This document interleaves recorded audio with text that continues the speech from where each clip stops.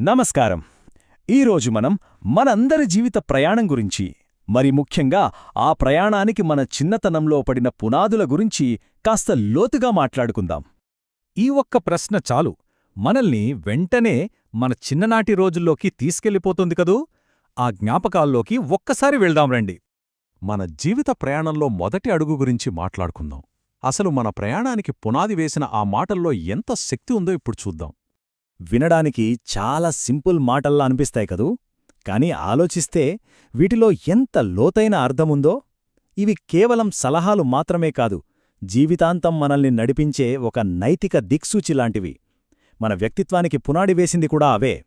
ఇక్కడే అసలు ప్రశ్న మొదలవుతుంది. ఆ పునాది మీద మనం కట్టుకున్న జీవితం ఎలా ఉంది?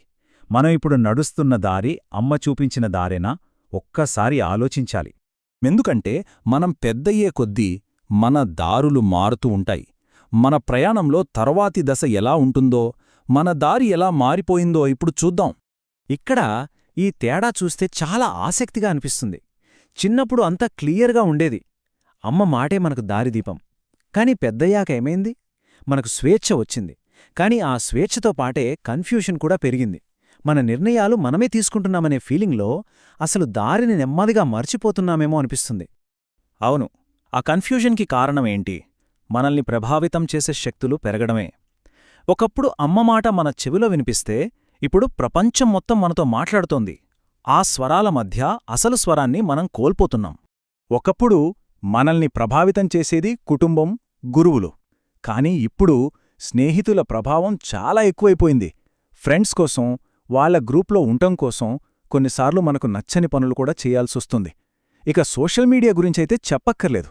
అదొక పెద్ద మాయాప్రపంచం. అక్కడ కనిపించే ఆడంబరాలు చూసి మన జీవితం ఎంత విలువైనదో మర్చిపోయే ప్రమాదం ఉంది. మరి ఈ ప్రభావాలన్నీ మనమీద పనిచేస్తున్నప్పుడు మన అసలు విలువలు ఏమవుతున్నాయి? స్నేహితులను సంతోషపెట్టడం కోసం అమ్మ నేర్పిన నిజాయితీని వదిలేస్తున్నామా? సోషల్ మీడియాలో వచ్చే లైక్స్ కోసం మన శాంతిని పణంగా పెడుతున్నామా? ఇది మనల్ని మనం తప్పకుండా అడుక్కోవాల్సిన ప్రశ్న. సో ఇప్పుడు మనం ఒక చాలా కీలకమైన పాయింట్కి వచ్చాం. మనం ఎంచుకునే దారి, దాని ఫలితాలు ఎలా ఉంటాయో ఒకసారి స్పష్టంగా చూద్దాం. చూడండి, మంచి మార్గం అంటే కేవలం తప్పు చేయకుండా ఉండటమని చాలామంది అనుకుంటారు.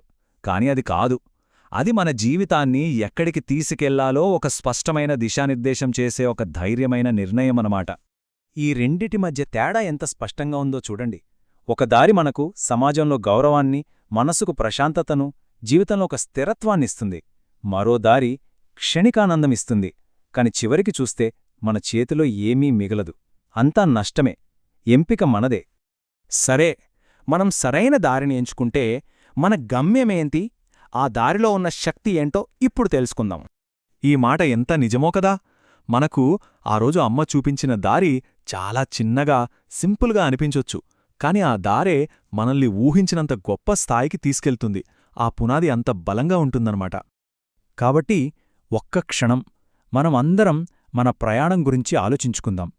మన జీవితాన్ని ఒక్కసారి వెనక్కి తిరిగి చూసుకుందాం. మనమిప్పుడు నడుస్తున్న దారి నిజంగా మనల్ని మన గమ్యానికి చేర్చేదేనా? ఇది అమ్మ చూపించిన దారేనా? లేక మధ్యలో ఎక్కడైనా దారి తప్పిపోయామా? ఈ ప్రశ్నకి సమాధానం మన మనస్సాక్షికే తెలియాలి.